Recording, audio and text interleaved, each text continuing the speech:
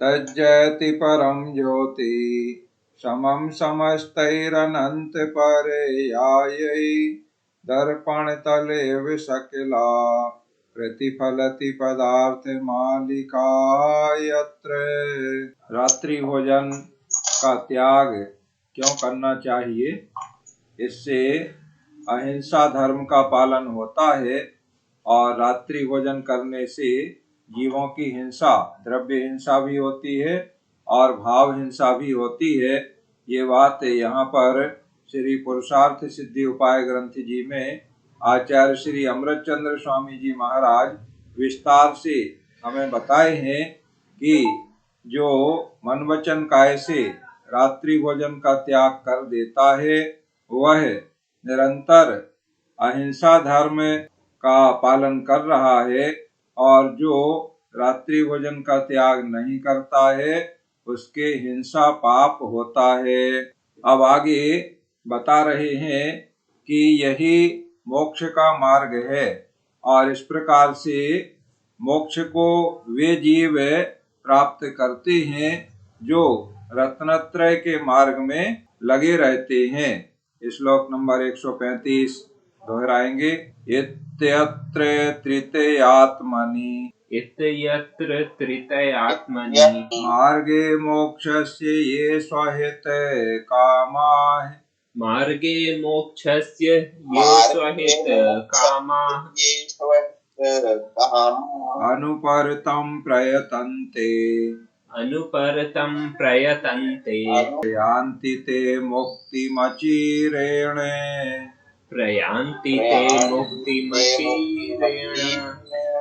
यो निजहितैषि मोक्ष के रत्नत्रयात्मक मार्ग में अनवरत करते यत्न पाते मोक्ष सुख अति शीघ्र भी।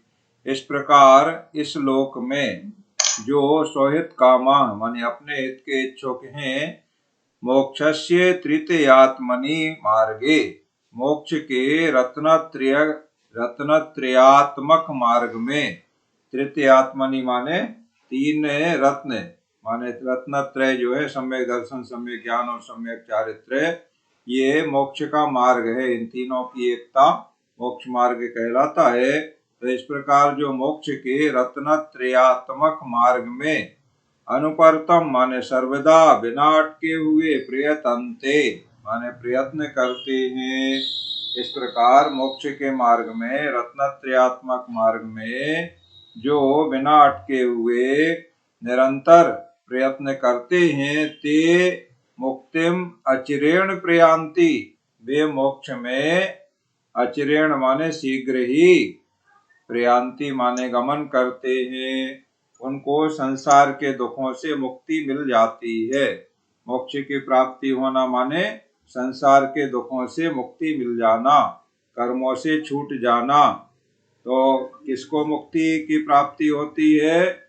जो इस प्रकार अपने हित के इच्छुक हैं और मोक्ष के रत्नत्रयात्मक मार्ग में बिना अटके हुए हमेशा प्रयत्न करते हैं। तो ये प्रयत्न ऐसे ही शुरू होता है। देखो, मोक्ष का मार्ग सम्यक दर्शन से शुरू होता है।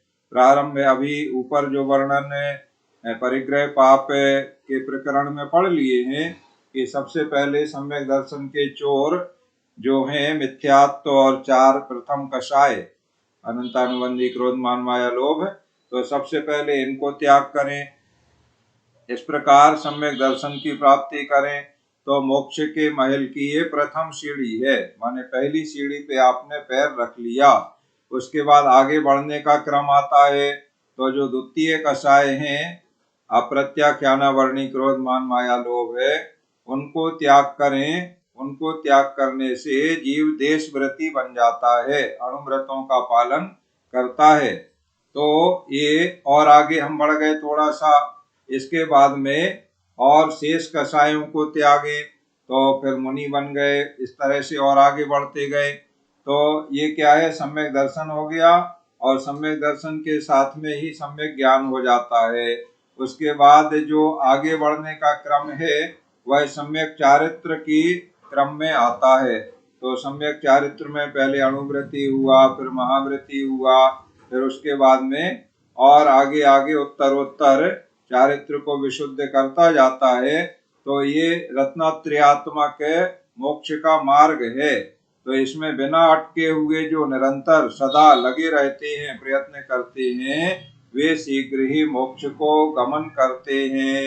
यहाँ पर हमें सम्यक दर्शन प्राप्त करने के लिए और उसके बाद अणुव्रतों के रूप में चारित्र पालन करने के लिए इस ग्रंथ में विशेष रूप से बताया गया है।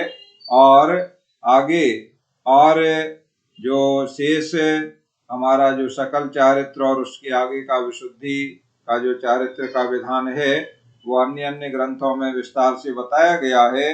तो इस तरह से मोक्ष मार्ग में निरंतर लगे रहना, सदा प्रयत्न करते रहना, उससे संसार के दुखों से हमें मुक्ति मिल जाती है। श्लोक दोहराते हैं।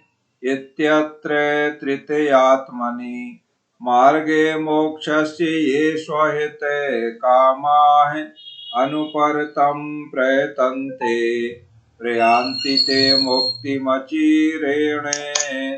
इस प्रकार यहाँ पर देखो, पहले 5 अणुव्रतों का वर्णन हो गया है। 5 पापों के त्याग रूप है हिंसा, झूठ, चोरी, कुशील और परिग्रह। इन 5 पापों को त्याग करना और अहिंसा अणुव्रत, सत्य अणुव्रत, अचौर्य अणुव्रत, ब्रह्मचर्य अणुव्रत और परिग्रह परिमाण अणुव्रत, ऐसे 5 अणुव्रतों का पालन करने का वर्णन इसमें किया गया है, प्रेरणा दी गई है, समझाया गया है। और उसी क्रम में रात्रि भोजन का त्याग करने की प्रेरणा की गई है। और इस प्रकार से जो ये रत्नत्रयात्मक मार्ग है, इसमें जो निरंतर सदा लगे रहते हैं उनको मोक्ष की प्राप्ति शीघ्र ही होती है, वे संसार के दुखों से छूट जाते हैं। इस तरह 5 अणुव्रतों का और रात्रि भोजन को भी उसी में अहिंसा अणुव्रत में रात्रि भोजन के त्याग को सम्मिलित करते हैं।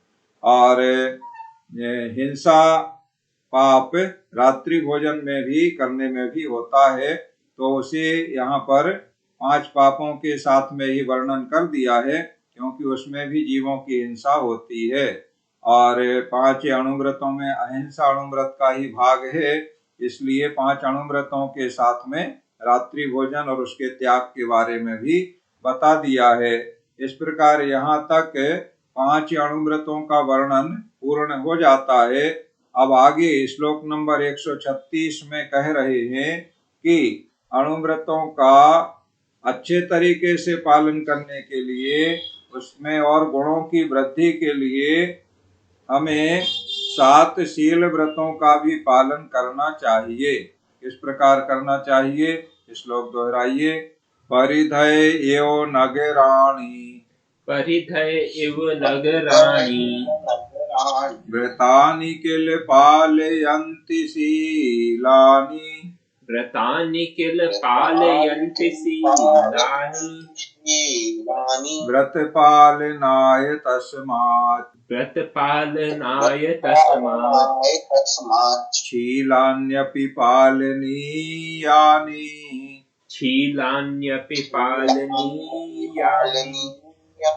ज्यो नगर रक्षक परिधि त्यों है शील रक्षक व्रतों के, अतएव व्रत को पालने नित शील पालन चाहिए।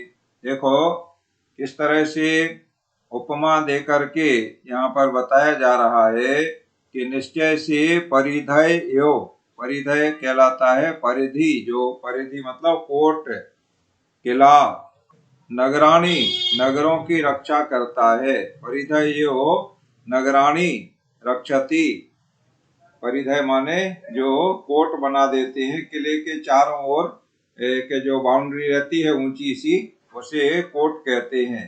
उसी को संस्कृत में परिधय कहते हैं।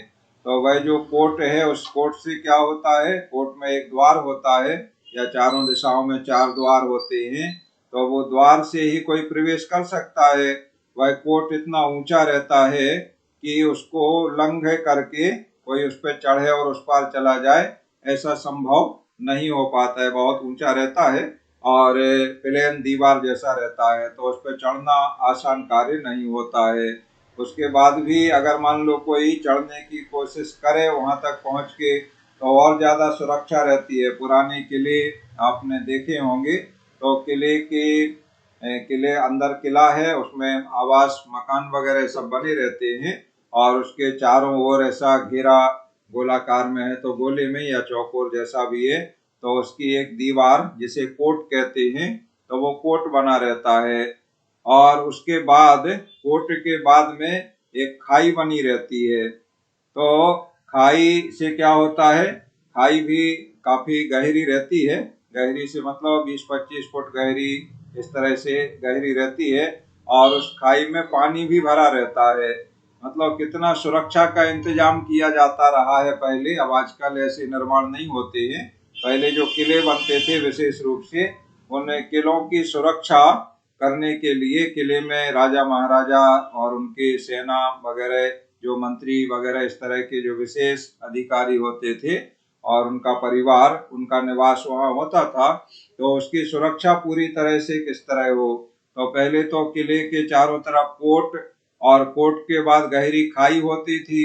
तो 20-25 फुट गहरी खाई और चौड़ाई भी उसकी 20 फुट के आसपास इस तरह की, या कहीं कम कहीं ज्यादा भी होती है। मतलब उद्देश्य क्या है कि उसको कोई उल्लंघन ना कर सके, उसके उस पार ना जा सके। उससे खाई में भी पानी भरा रहता था, तो जैसे कोई उसको मतलब उसमें उतरे और फिर उसको चढ़े, या फिर कोई उसको उल्लंघ करके पार करने की कोशिश करे छलांग लगा करके, तो चौड़ाई इतनी ज्यादा है, गहराई इतनी है, उसमें पानी भी भरा है। और ज्यादा सुरक्षा करने के लिए उसमें मगरमच्छ वगैरह पाले जाते थे कि अगर कोई उसमें उतरे तो मगरमच्छ का निवाला बन जाए।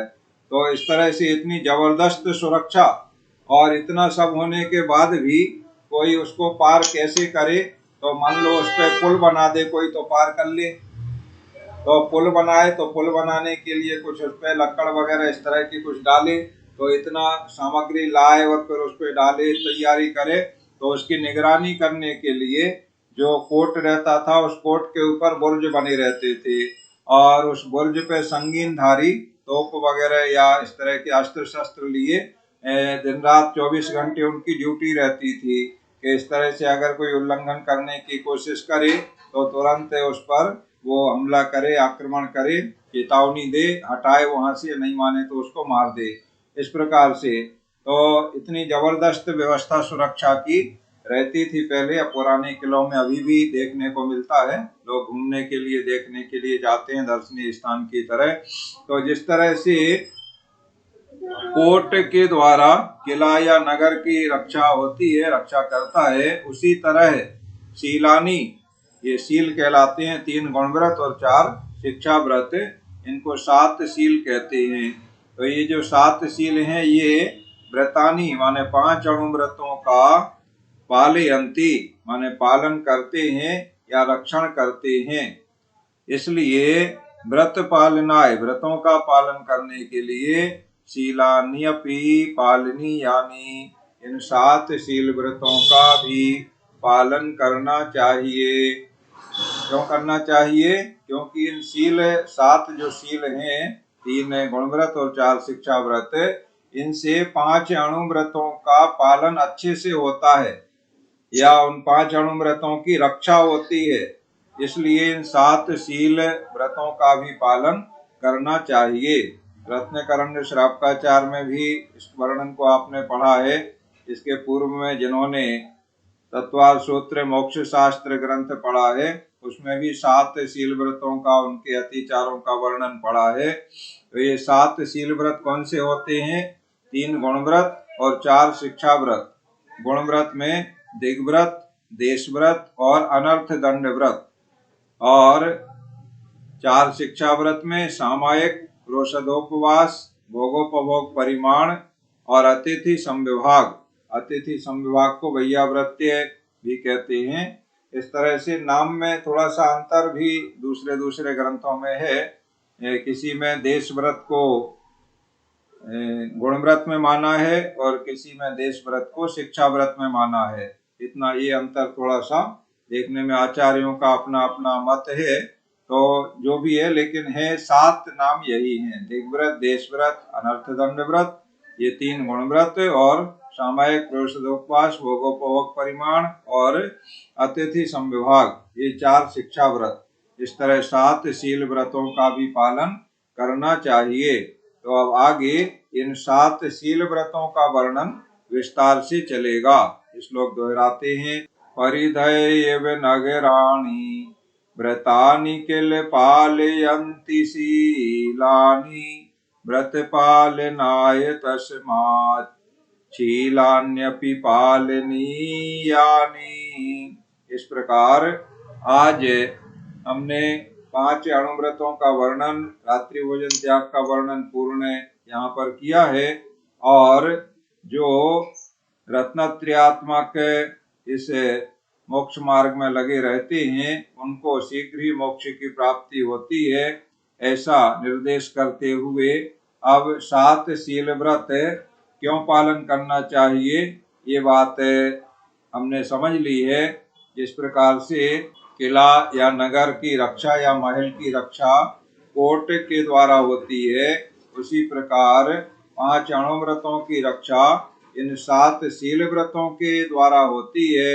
इसलिए 7 शील व्रतों का पालन भी करना चाहिए। ये बात हमने समझ ली है। इस प्रकार आज की क्लास पढ़ाई का कार्य यहाँ पूर्ण होता है।